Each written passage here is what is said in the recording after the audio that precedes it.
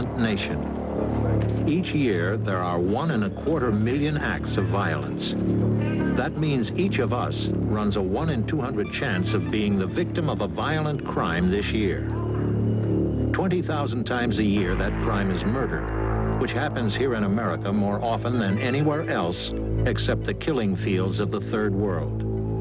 The most dramatic acts of violence, mass murder, assassination, multiple murder, have become commonplace. Why? This program examines 3 people who have committed such crimes. Mass murderer James Huberty, would-be assassin John Hinckley, and multiple murderer Henry Lee Lucas. In the next hour, we will try to understand what made these men commit such bizarre acts of violence, and why those forms of violence are particularly American. Given a population of 200 and some million people, there are a certain proportion of people who are angry. They're angry because of the frustrations inherent in an open society, a very competitive society, a society that prides itself on the notions of equality, of freedom, and so forth, and yet they're not making it. We also have a society that is heavily armed with handguns that are easily concealed. And from time to time, a person, instead of lashing out directly at some frustrating person or object in their life, they'll strike out at a symbol of authority, like a president, like a McDonald's restaurant. The peculiarly American reaction of frustration and anger led to an outburst of violence of major proportions in San Diego, July 18, 1984. 21 people died in what became the biggest mass murder in American history. The victims were men, women, and children from 8 months to 74 years of age. That day was a Wednesday, a pleasant Southern California day. At 4 o'clock, McDonald's was crowded with 50 people taking an afternoon break when an armed man walked in and began shooting. For an hour and 17 minutes, a killer controlled McDonald's and kept 175 police pinned down outside. San Diego Police Lieutenant Paul Liberando. They didn't have a target. They were totally pinned down. Any movement towards the building may have caused him to indiscriminately shoot and kill other people within the building. It was a sort of a no-win situation at that time. At last, at 5:17 p.m., the police SWAT team got its chance. One officer drew fire at this window. Another on the post office roof fired one shot from his sniper rifle, and the killer went down, shot through the heart. Officer Miguel Rosario went in with the SWAT team.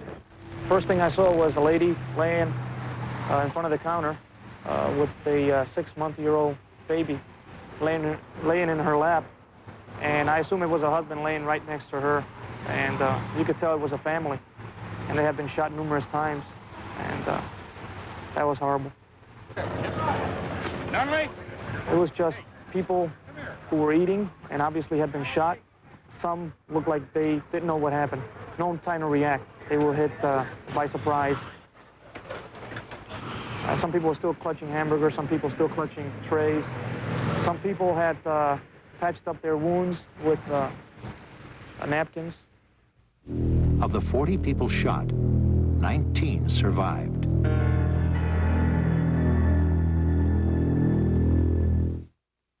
What kind of man could carry out such violence? The dead killer was identified as 41-year-old James Oliver Huberty. He was a college graduate, a skilled worker, and a property owner who had recently moved to the neighborhood. The Huberty apartment was just half a block from McDonald's and in full view of it. Jim Huberty, his wife Etna, and their daughters Zelia and Cassandra were from Ohio. They had owned a small apartment house, and Jim worked as a welder for Babcock and Wilcox. Plant closings cost Huberty his job, so in 1983 the family packed up and moved west. They were hoping to make a fresh start, but it wasn't going well. In December, they had settled in San Isidro, a largely Hispanic section of San Diego near the Mexican border, which Jim didn't like. In early July, he lost his job as a security guard, but still the family was far from destitute. That day, July 18th, started well enough. It included a visit to the San Diego Zoo. We'd had a very good time that day. And we went to McDonald's, had chicken McNuggets, French fries, and Cokes. And we went to the zoo. And we came home, and he went upstairs, and I was downstairs putting away the dishes. Zulia had come downstairs and told me he was messing around with some ammunition. But, I mean, that's nothing unusual. I got things cleared up in the kitchen, went upstairs. I was hot, tired. The bedroom door was closed, so I just went into the other bedroom and stretched out on the bottom bunk. What happened then? Well, I was resting. He came to the doorway, and he said he was going to kiss me goodbye. I said, okay. And he started to walk away, and I just motioned for him to come back. He said, what? I said, well, I'll kiss you goodbye. He did. And he made reference to he was going hunting. He said, I'm going to hunt humans. And I didn't pay attention to him. Well, I felt, you know, he used to do things to get me excited. And figure he can make me cry or get me upset. And I just decided he wasn't going to. And he just pointed thumbs up and took off. So I was going to get some ground beef because it was on sale at Safeway, and I had to pick up the mail and a lot of different errands to do. So I just got dressed and told Zoe to come on, and we went. And when I came back, the highway was blocked off. My sister is still babysitting, so we had to come back to get her. And as we walked by, you could hear the gunshots. It's really, people were screaming and yelling, really bad. So I saw the little Flores boy. He was flopped over his bicycle, bloody. And then there were other people out, and there were two others just laying down on the sidewalk shot. And then you could see into the patio. How did you feel right then? Stunned, confused. It seemed like a TV show, you know, where you go to sleep on the sofa and you wake up. Yeah, it seemed like I should wake up. But this was just something on the television. On that date, I was in church. We had a Bible study and prayer meeting, and I had a feeling of heaviness in my heart all that time I was there, that there was something wrong. And I prayed for my son, that everything would be all right. I went home, and the next morning at 6 o'clock, I turned on the news on the radio beside my bed, and I heard what happened then. And boy, that really floored me when I heard that. That's pretty hard on anyone, something like that. I came in and I fell down on the floor here. It knocked me out. I never got over it. But the most comfort I get is from my friends over at the church, and my belief in God. That helps me. Jim's parents were divorced, a rarity in the 1950s. Jim, I think he wished his mother had come along, and I had wished the same thing, but she didn't want to come. She said she wanted to be a missionary. Brother David Lombardi was Etna's minister. Before marrying the two of them in 1965, he spent time counseling Jim Huberty. Well, after about 7 months of counseling with Jim, finally he just sat up and became very aroused. And he said, what kind of a God would take the mother of an 8-year-old child? You know, that just rocked me on my heels. I didn't know what he meant. What kind of a God would take a mother of an 8-year-old boy? Did Jim ever come to terms with that experience? I really don't think so. It was the beginning of his trouble about his mother, and I think it just left an open wound inside that was built on. Other bad experiences just reinforced that. You said that Jim had some violent spells earlier in his life. Yes. What violent things did he do? He liked to break things up. When things weren't going his way, he'd just have a rampage, go through the house, and break things up. How was he with the girls? Pretty good. Most of the time. Did he ever hit them? Yes. In an extreme way or not? Depends what you call extreme. Tell me what you thought about. Sometimes yes, sometimes no. Did he ever hit you? Yes. Now ask me if I ever hit him. Did you ever hit him? Of course.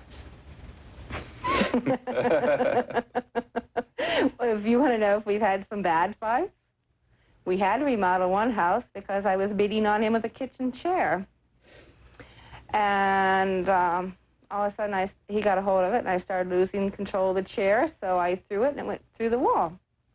Oh, yeah. It worked both ways. This all happened in a middle-class neighborhood in the town of Maslin, Ohio, in the heart of Middle America. Trying to understand more about Jim Huberty, we asked Denny Hyben, a reporter for the local paper, to tell us about his hometown. There's a strong element of John Wayneism or machismo. Yeah. Maslin has his own particular version. I'm sure they have it in other steel towns, you know. We call it the Maslin steel mentality sometimes, you know. It's a joke. You get out of high school, you get a job, you get a wife, you have a family, and you play sports and drink, you know. Have a few beers, play some softball. And that's the good life. Do you blame someone? Yes. But I don't know if you really want to know. I blame Mr. Carter when he got on the air and asked the Federal Reserve Board to raise the interest rates. He killed northeastern Ohio. In a way, he killed Jim and he killed those 21 people down there. So Babcock's and Wilcox closed up. Jim saw 13 and a half years go down the drain. Made him very bitter, very angry. Sat around and brooded. What was he like before he lost his job? A lot different. There were a lot more happy times. As long as James could bring home a paycheck and had no problems meeting his bills and could have good times without worries, he was very happy. Did you feel in some sense you'd been kicked out of the middle class? You mean like have you ever gone to where they wreck cars and watched the little thing come down and squeeze? Yes, we were definitely squeezed. And we didn't even have time to get the battery out. Definitely. The Hubertys felt squeezed out of the middle class. Would that cause violent behavior? Depends on what their coping resources are. For many people, it's a cue to find another job and to prioritize their problems. Some people, however, and thankfully not the majority, respond to those situations with violence. So we have to ask ourselves, what's the difference between the people who respond to that situation violently and the people who respond in more adaptive ways, or at least less socially destructive ways? Well, one of those differences has to do with one's accustomed means of problem solving. Well, in the case of Jim Huberty, he was used to breaking up the furniture or hitting his wife or children or going off in the hills and shooting at targets. People are creatures of habit. But if one's custom has been to solve problems through violence, then those are the patterns that are likely to be used. There are people a lot poorer than you've become, and yet... They haven't done this. They haven't struggled that hard to get something. They didn't put as much effort into it to have as much. So they don't feel the bite as badly when they start to lose it. You know, if you don't miss what you haven't had. And you had it. Right. Acts of violence will continue. In the back, and Jim had a weird sense of humor. He came outside with this rifle with a scope on it and was just standing there with it aimed on him, and they both turned, completely white. He stood there for a couple minutes, and they dropped the gun and laughed real hard and went back in the house. In Ohio, the Hubertys felt protected and secure in their own house. I didn't bother the outside as long as they didn't bother me. I intended to stay in that house, die in that house, be cremated, and then put my ashes down in the basement in a box. In that basement, Jim kept his gun collection active, taking target practice against this wall whenever he felt frustrated. After Jim lost his job, the Hubertys put their house on the market. David Smith bought it from them. Were they fond of the house? There was, yeah. They were real fond of it, and they didn't make any bones about letting you know how much money they'd spent on it. There was a lot of things in here that I knew that I was going to change because I wasn't going to live like this with heavy drapes around. In broad daylight, you have to turn the light on so that you can see where you're going through the hallways of the house. Did you ask them why they did that? They seemed like they were scared. The Hubertys were very protective of their house and children. They kept 3 big dogs and owned 7 guns, all legal. One fall day in 1981, Etna had a run-in with some of her neighbors. I was extremely provoked. I had neighbors who could provoke anyone. I got a feeling they could even provoke Job.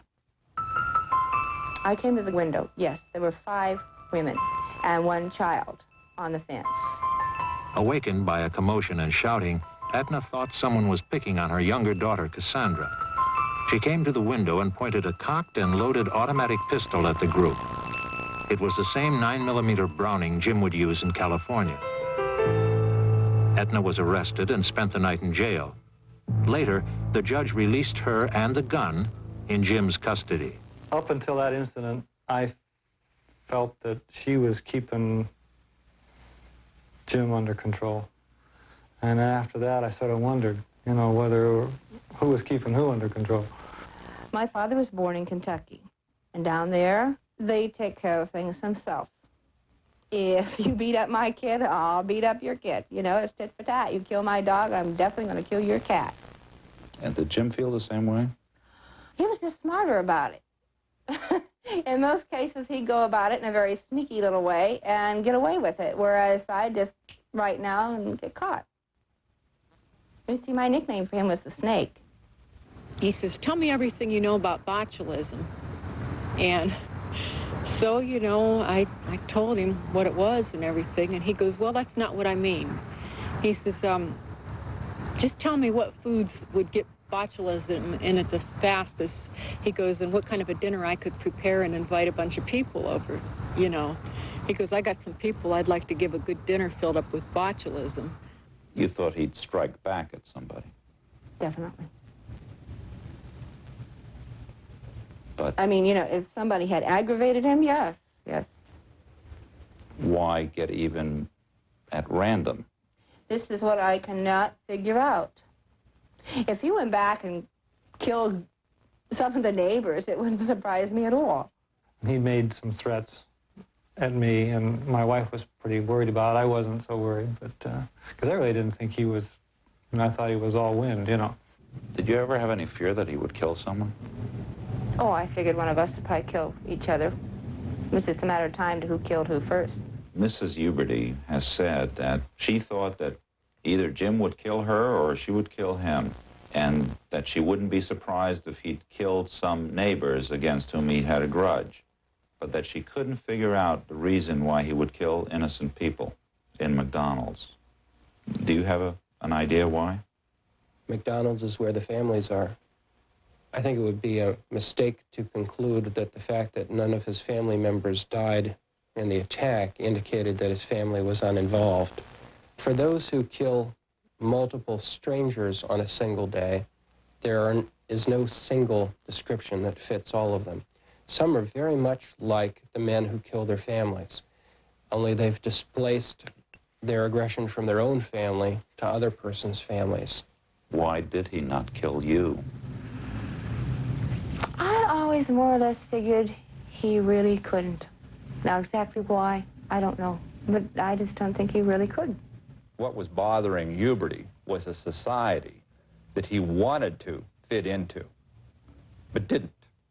And so he wanted to share in that society, whether it was sharing chicken McNuggets or Big Macs or whatever, but there were other aspects of his life that didn't permit that. And so who would he lash out against? Who would he direct this anger and this frustration toward? Would be those people who were enjoying the life, enjoying the Big Macs that he wasn't able to enjoy. The American need to succeed creates great pressure on people like Huberty who feel they are outcasts. Others may also choose violent ways to relieve that pressure. American assassins, like some mass murderers, seem to have a grievance against society in general, which they attached to almost any political figure. Similarly, Huberty might have become an assassin if he had focused his anger on some political target. Did he ever mention any target, you know, any group, anybody who was causing all of this misery? The elite who had money, who could operate your government without being in office. Sounds a little communist. No, my husband was not a communist. He was far right, extreme right. Who were his heroes? He seemed to think Hitler was very intelligent. Acts of violence will continue on Discovery Sunday. In scenes that Huberty, Arthur Bremer had a hard time fitting in, although he did play high school football. At 21, he lived in a small apartment in Milwaukee and kept a troubled diary.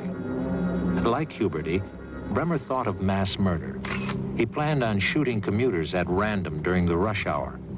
But then political figures attracted his attention. He attended rally after rally in 1972, first stalking President Nixon, then going after populist George Wallace.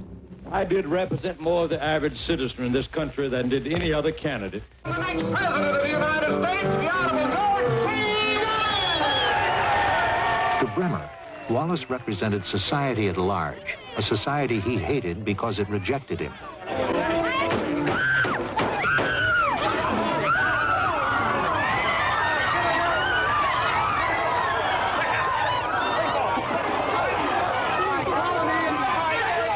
What they wanted to do was to express their contempt in this outrageous, perverse way for society. And I think that has a lot to do with the prevalence of assassination attempts and successful assassinations committed by persons who aren't, in a real sense, that political. Beginning in 1963, when President John F. Kennedy was killed by Lee Harvey Oswald, who was himself assassinated, there have been 7 major assassination attempts, as many as in the preceding 100 years. In 1968, Sirhan Sirhan killed Senator Robert Kennedy. Reverend Martin Luther King was assassinated that same year. In 1972, Bremer shot Wallace.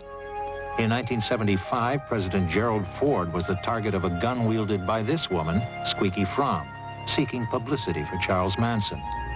The same month, another woman, Sarah Jane Moore, took a shot at Ford and missed. And in 1981, President Reagan was shot by a young man named John W. Hinckley, Jr. 5 of these were attacks on political figures made without a clear political motive. Personal problems, but with public consequences. In the film Taxi Driver, Robert De Niro plays a disaffected loner. Just as Bremer had done, the De Niro character stalks a political figure. Foiled in assassination, the taxi driver becomes obsessed with a young prostitute played by Jodie Foster. One young man who saw this film 15 times was fascinated by the characters played by De Niro and by Jodie Foster. He was John W. Hinckley, Jr., who in 1981 shot President Ronald Reagan and 3 others. Hinckley was the 22-year-old son of a Colorado oil executive, a millionaire. Hinckley Jr. was a dropout, a failure. He decided the only way to succeed was by becoming famous. In trying to kill someone as famous and successful as President Reagan, he guaranteed he would make an impact on those he wanted to impress: his family and actress Jodie Foster. He was going to elevate himself through an act of violence into the public eye in a way that neither his parents nor Miss Foster could ever ignore. He puts you here and then he runs around with a big turn.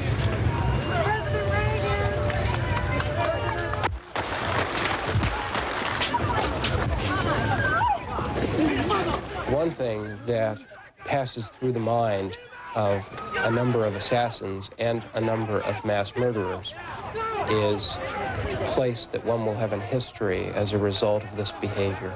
John Hinckley considered the amount of publicity that would arise from a mass murder on the Yale campus. He considered the amount of publicity that would arise from a murder-suicide with Jodie Foster. One reason he chose the one he chose was that his research had indicated to him that that did indeed achieve the highest publicity. Now, publicity is not always a concern, right?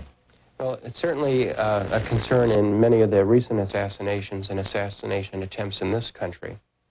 Our assassins have not, for the most part, had rational political bases for their attacks. Out of 7 serious attempts where weapons were actually fired, 5 of those 7 were carried out by people who were emotionally disturbed. And the reasons that they did this had to do primarily with very personal as opposed to political concerns. A sexual obsession with Jodie Foster formed part of Hinckley's motive to kill Reagan, even though neither president nor actress had provoked an attack. Many other victims who become targets of assassins or other murderers do nothing personal to provoke their vicious murders at the hands of strangers. Killings by strangers account for more than 4,000 a year dead. Some killings are done for profit or an unknown reason. Some are done in a rage. Others are a source of sexual pleasure to the murderer. One man who was killed for all those reasons is Henry Lee Lucas, a drifter who has murdered men, women, and children all across this country. He claims 360 victims in 8 years, by far the largest number killed by any one person, and more than the total number of murders committed in all of Denmark over the same 8-year period. Despite Lucas's appearance, many victims went with him willingly. I don't know whether it's me or whether I look trusted or what, I don't know, but they get in the car. And I go up and knock on people's doors and tell them I'm hungry, tell them I want a drink of water. They invite me right in their house. And I say, come on in, yeah, come on. Mm-hmm. Which is the worst mistake they make. Henry Lee Lucas traveled thousands of miles a year for 8 years. Often he had company. This man, Otis Toole, also a serial killer who preferred male victims. Toole brought along his nephew and niece. The children helped to lure victims. When she turned 14, Toole's niece, Becky, became Lucas's child bride. The group traveled the country committing robberies and picking up hitchhikers and killing them. Many victims were tortured and raped before or after death. The killing went on year after year, but in 1982, Lucas killed an 80-year-old woman who was known to have befriended him. That led Texas lawmen to connect him with the crime and arrest him on a weapons charge. Suddenly, he began to confess to hundreds of murders, and he continues to confess. Lucas is kept in this Texas County jail in care of the Texas Rangers and Sheriff Jim Boutwell. He was arrested, and after a few days, he decided to start to talk. That's how I became acquainted with him. He has helped to clear cases in 25 states so far. There have been 101 homicides cleared here in Texas alone. Are you proud of what you've done? No, no. I'm not proud of what I've done. I'm not happy about what happened. I feel there's people out there in this world today that's lost their families, lost their loved ones, and they want to know who done it. And why should I hide my face saying I'm a coward, you know? I want them to know who I am. Most of the victims were strangers. Even now, Lucas doesn't know their names. Example, a Texas case. Was an unidentified girl who is still unidentified that was killed on the 30th or 31st of October in 1979. She was left nude in a cupboard alongside Interstate 35. I say nude, she was wearing a pair of orange socks, and that was it.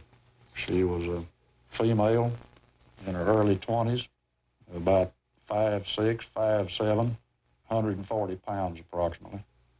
Lucas said he picked her up hitchhiking in Oklahoma. We don't know who she is, and we'd certainly like to find out so it can be put to rest. Lucas is still traveling, but now he is escorted by armed Texas Rangers.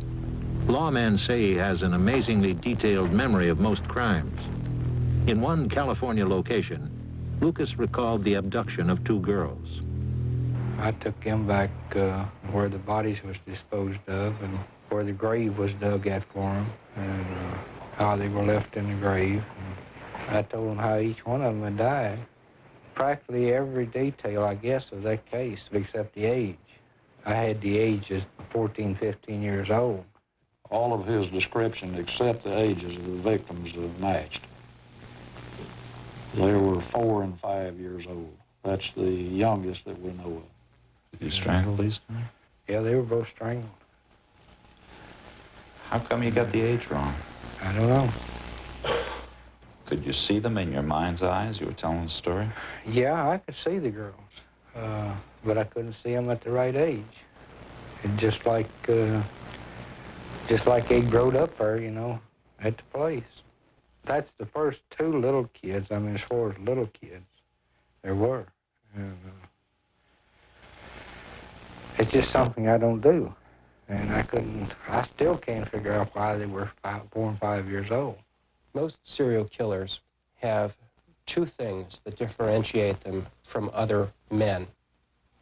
The first is that they take pleasure in inflicting pain, torture, and death on others. And those others are the very people that they regard as sexual objects. That's why the choice of victims is of a particular class. Women of a particular age, boys of a particular age. Did you have a type of victim that was your particular choice?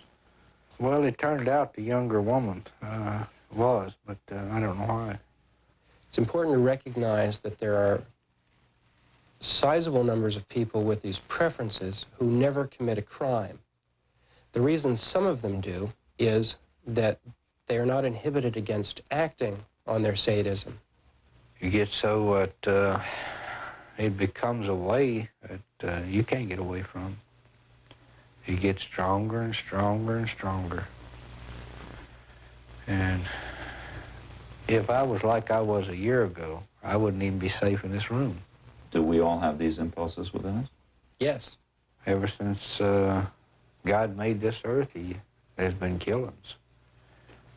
There's been unsolved killings, there's been murders, there's been rapes. Only through the processes known as socialization, education, and child rearing are we tamed. Do we have these impulses tamed out of our behavior? Now, this is a complicated process by which human beings from birth are tamed into civilized adults, and it doesn't always work. There are failures in this taming process.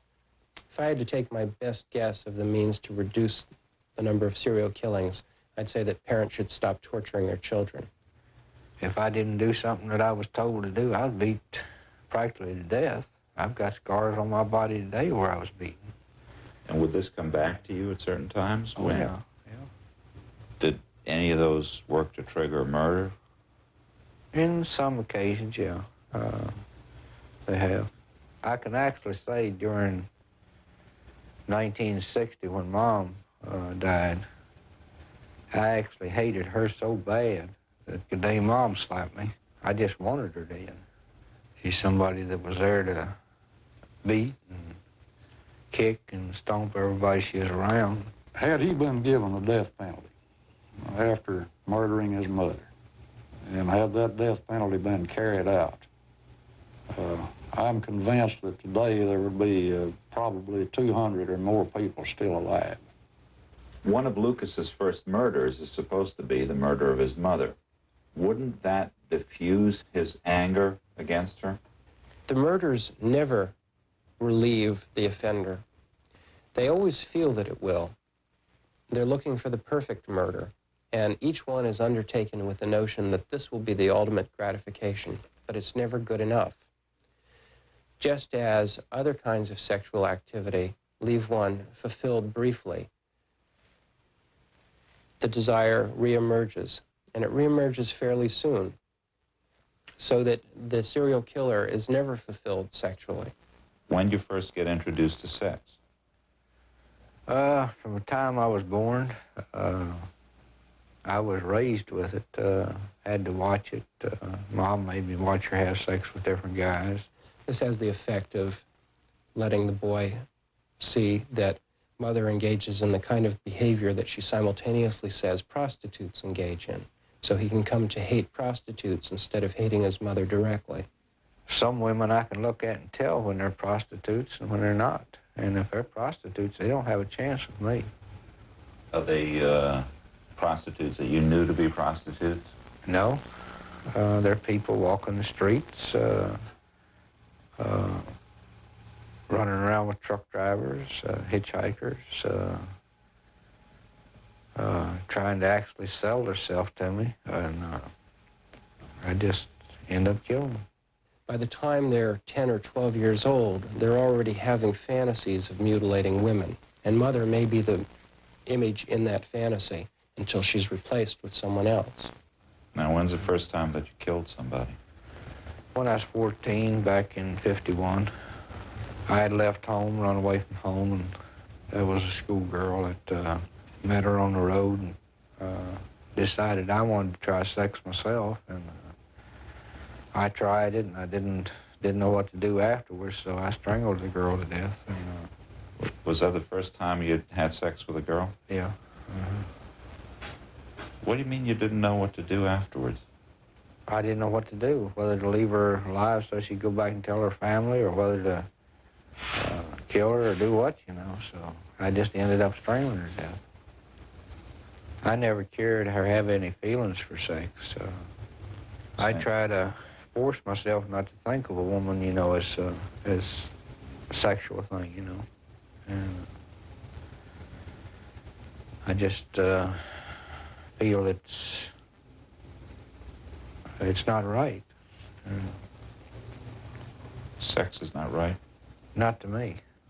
I considered Becky more my wife in a way, but I still wouldn't have sexual relations with her.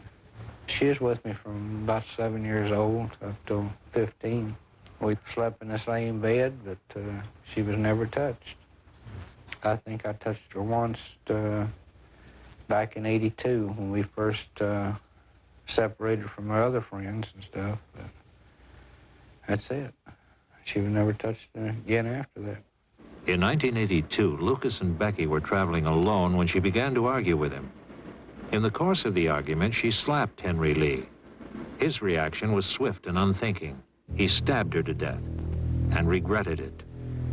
The day she slapped me was just like the day Mom slapped me. So fast that there wasn't no stopping it. That's one of the deaths that's bothered me the most in any of them at all. It shouldn't have never happened. I guess you can say she's one of the main reasons for me turning out to be what I am today. Is because if she hadn't died, it'd still be going on. As far as I know, I can't say positive. As far as I know, it would. You would have continued to kill? Probably would have, yeah. And you think they would have caught you? No. They've been so close to catching me, it's pathetic, and they couldn't do it. What can be done to prevent such horrors? We all ask ourselves what could have been done. Could anyone have helped by intervening? Ironically, each of these men gave out a cry for help, and they each came to the attention of authorities. As his prison term for killing his mother came to an end, Lucas told prison authorities not to let him go and predicted he would kill others. Back there in Michigan, you know, and I've told the psychiatrist what I was going to do. I've told the warden what I was going to do. I said, I don't want out there because I know what I'm going to do. And they said, oh, ain't nothing wrong with you going out there. And I get out there, and the first day I get out, I put them a body on their doorstep. Acts of violence will continue on Discovery Sunday. People are asked to do. This has led to the unwarranted detainment of, you know, literally thousands of people in mental hospitals because they were dangerous, when in fact we know that they really weren't.